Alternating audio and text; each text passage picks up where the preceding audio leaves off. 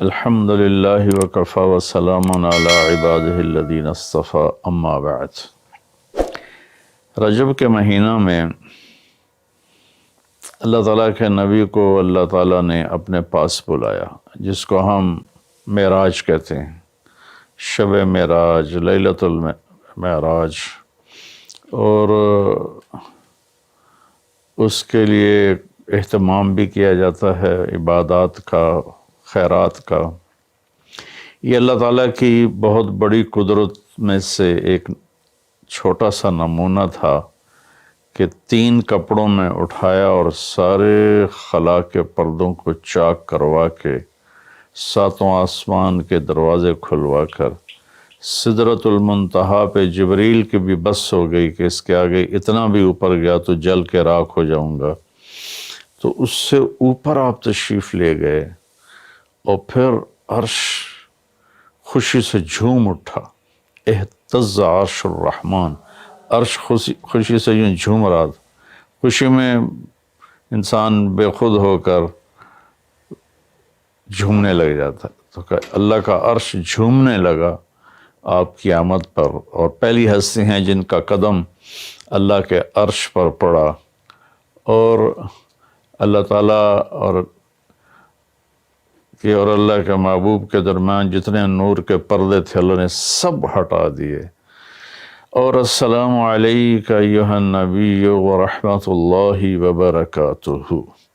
اللہ تعالیٰ نے ایسا خوبصورت سلام پیش کیا، تو اللہ کے نبی پہ قربان جاؤں، انہوں نے اپنی امت کو بھی شریک کر لیا، السلام علینا وعلی عباد اللہ الصالحین، اللہ ہمارے اوپر بھی سلام ہو آپ کا، اور جو میری امت کے نیک لوگ ہیں ان پر بھی آپ کا سلام ہو، آپ کی رحمت ہو۔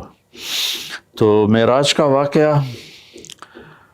اسباب کے خلاف ایک انتہائی عجب اللہ کی قدرت ہے، اور اس میں ایک چھوٹی سی بات عرض کروں کہ جب آدمی پس جاتا ہے نا اور کہتا ہے متی نصر اللہ، یا اللہ تیری مدد کہاں ہے، تو پھر اللہ کی طرف سے جواب آتا ہے الا ان نصر اللہ قریب، بے شک میری مدد قریب ہے، آ رہی ہے۔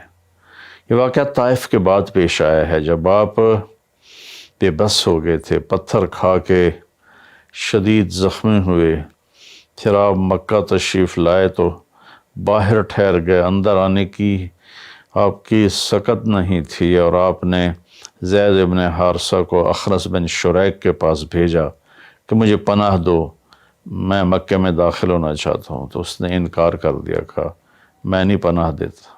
پھر اپنے سہیل ابن عمر کو پیغام بھیجا کہ مجھے پناہ دو، اس نے بھی انکار کر دیا۔ پھر ایک اور عرب کے سردار تھے، ان کو پیغام بھیجا، غالباً صفوان بن امیہ کو پیغام بھیجا کہ مجھے پناہ دو، تو انہوں نے بھی انکار کر دیا۔ تو پھر آپ نے مطعم بن عدی کو پیغام بھیجا، ان کے بیٹے جبیر صحابی بنے، تو مطعم بن عدی کو پیغام بھیجا تو وہ آپ نے بچوں کو لے کر باہر گیا، اور اللہ کے نبی کو اپنے بیٹوں کے ساتھ لے کر مکے میں انٹر ہوا، حرم شریف میں آ کے اعلان کیا آج کے بعد محمد بن عبداللہ صلی اللہ علیہ وسلم میری پناہ میں ہے، انہیں کوئی ٹچ نہیں کر سکتا۔ ابو جہل نے کھڑے ہو کر کہا تم یہ اس کا کلمہ پڑھ کے کہہ رہے ہو یا اپنی سرداری کے زوم پر کہہ رہے ہو، اپنی سرداری کے بلبوتے پر؟ اور کہا نہیں، میں نے اس کا کلمہ نہیں پڑھا، جو اللہ نے مجھے سٹیٹس دیا ہے اس کی وجہ سے کہہ رہا ہوں۔ کہ پھر ٹھیک ہے، ہم ان کو کبھی ٹچ نہیں کریں گے۔ اس قدر حال سنگین ہو گیا تھا، اور کبھی آسمان کے فرشتے نہیں روئے سوائے 2 جگہ۔ ایک دفعہ جب ابراہیم علیہ السلام نے حضرت اسماعیل کو الٹا لیٹایا اور چھری ہاتھ میں اور سر کے بال ہاتھ میں، اس طرح، اور یوں آسمان کو دیکھ کے کہا یا اللہ تو مجھ سے ناراض ہو گیا ہے کہ میرے دل میں اسماعیل کی محبت آ گئی ہے۔ اس پر آسمان کے فرشتے زار و قطار روئے تھے۔ اور ایک جب ہمارے نبی کو پتھر پڑے اور پڑھتے پڑھتے بے ہوش ہو کے گر گئے، اس وقت 7 آسمان کے فرشتے روئے تھے۔ اور پھر ملک الجبال حاضر ہوا، یا رسول اللہ اجازت ہو تو ان کو ایسے پیس کے سرما بنا کے رکھ دوں، ان اطبق علیہم الاخشبین۔ آپ نے کہا نہیں، لا اللہ ان یخرج من اصلابہ من یوحد اللہ، نہیں، اللہ تعالیٰ ان کی نسل میں ایسے پیدا کرے گا جو اللہ کی توحید کو ماننے والے ہوں گے۔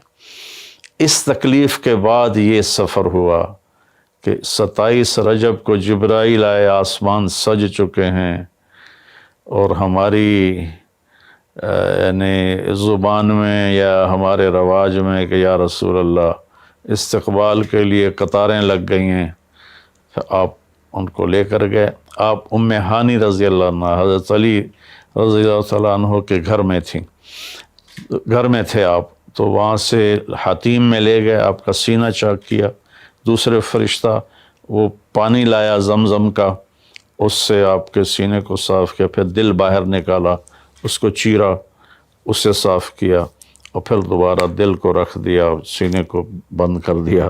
اب یہ سارا کچھ اپنے ہوش میں دیکھ رہے تھے۔ پھر وہاں سے براق پہ سوار ہوئے۔ براق گدھے سے بڑا قد، خچر سے چھوٹا قد والا ایک جانور تھا، جس پر آپ کو سوار کرایا گیا، اور وہ تھوڑا مستی کرنے لگا تو جبریل بولے تو یہ پتہ ہے تیرے اوپر کون سوار ہیں؟ تو اس کے ساتھ ہی وہ ایک دم سر نیچے کر گیا، اور پھر وہاں سے پرواز کی بیت المقدس، اور وہاں آپ نے 2 نفل پڑھے اور ان کو وہیں چھوڑ دیا، اس کو براق کو وہیں چھوڑ دیا۔ وہاں سے پھر سفر شروع ہوا اللہ کی طرف۔ اس سفر کو اللہ نے یوں بیان کیا، سبحان الذی اسری بعبدہ لیلا من المسجد الحرام الی المسجد الاقصی الذی بارکنا حولہ لنریہ من آیاتنا انہ هو السمیع العلیم۔ تو اس میں اہل علم کے لیے ایک بڑا خوبصورت نقطہ بھی میرے ذہن میں ہے کہ یہ قرآن کی پہلی صورت ہے جو سبحان مصدر سے شروع ہو رہی ہے، سبحان الذی۔ پھر اس کو آگے لے جا کر اللہ تعالیٰ نے مصدر کے بعد فعل ماضی ہوتا ہے تو سبح للہ ما فی السماوات والارض کے ساتھ شروع کیا، تو مصدر آیا، ماضی آیا، ماضی کے بعد مضارع ہوتا ہے، فیوچر ہوتا ہے، مستقبل ہوتا ہے، تو یسبح للہ ما فی السماوات وما فی الارض الملک القدوس العزیز الحکیم۔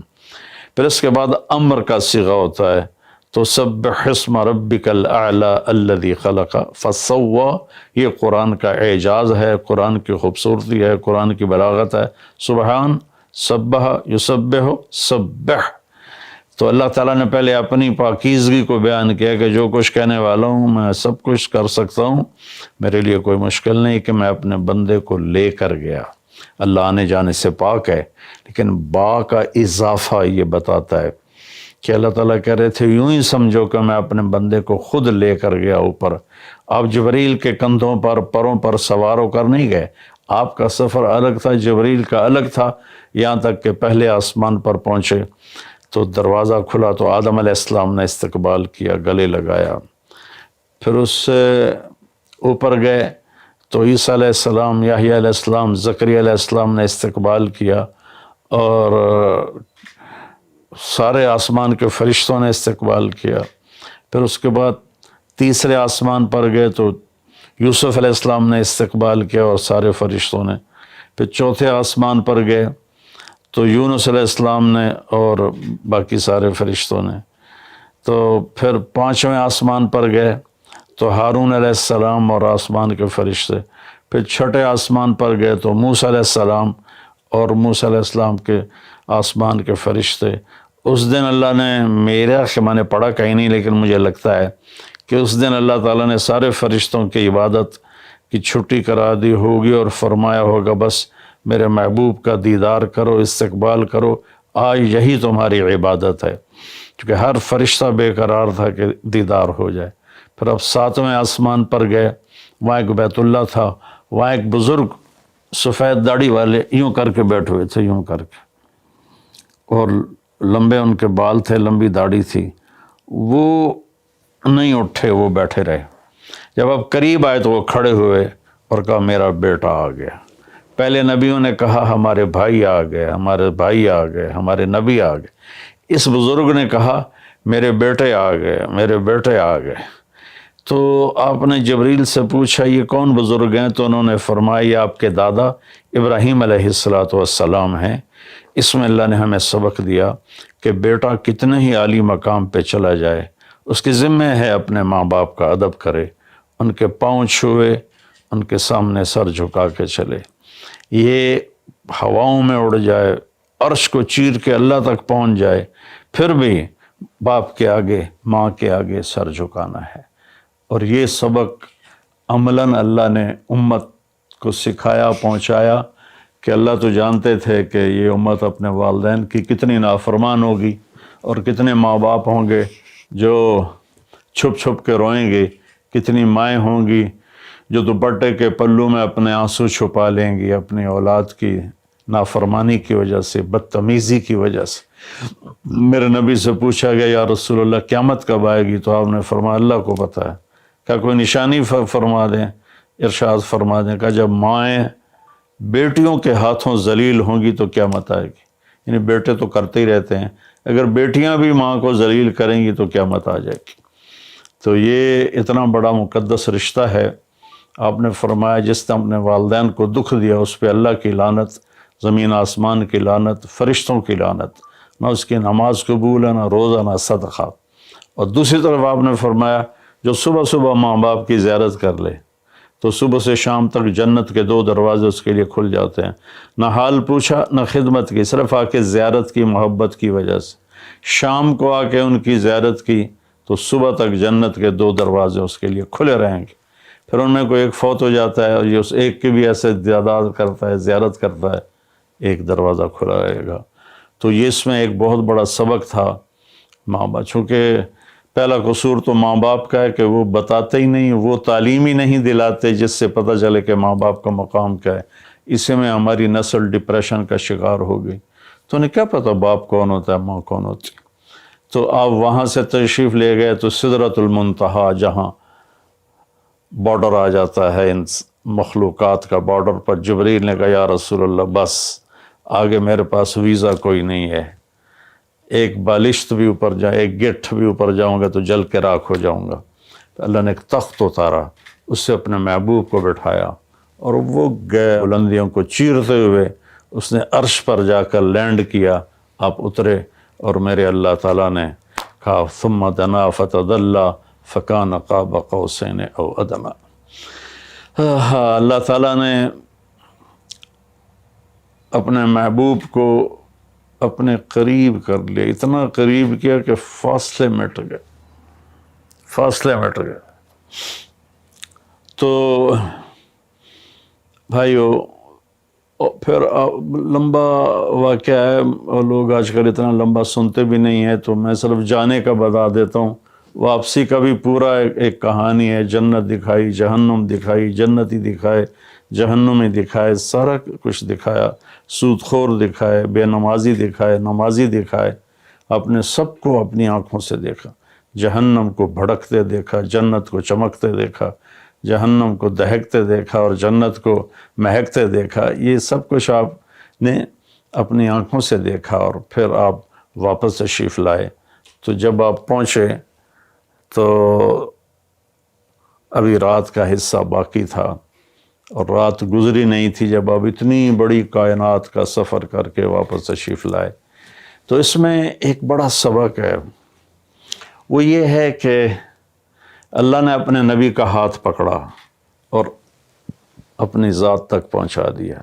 ہم اپنا ہاتھ اللہ کے نبی کے ہاتھ میں دے دیں تو ہم بھی اللہ کی ذات کے تک ہماری بھی پہنچ ہو جائے گی۔ اگر کوئی بڑائی کے سفر طے کرنا چاہتا، بڑا آدمی بننا چاہتا ہے کہ میں تو جی گریٹ مین بننا چاہتا ہوں، میں کامیابی چاہتا ہوں، میں سکسیسفل لائف چاہتا ہوں، تو کامیابی ہے کہ میرا آپ کا اللہ ہم پہ راضی ہو، جب ہم مریں تو وہ ہم سے خوش ہو کر ملے، ہمیں جنت کا پروانہ دے۔ یہ ہے کامیابی۔ یہ نہیں کہ آپ بڑے مالدار بن گئے، آپ امریکہ کے صدر بن گئے، یہ نہیں ہے کامیابی۔ یہ ہے کہ آپ سے مجھ سے اللہ راضی ہو جائے، یہ سب سے بڑی کامیابی ہے۔ تو اللہ تعالیٰ کے نبی کے ہاتھوں میں ہاتھ دے دے تو اللہ تک پہنچائی آسان ہو جائے گی۔ ایک واقعہ سنا کے ختم کرتا ہوں۔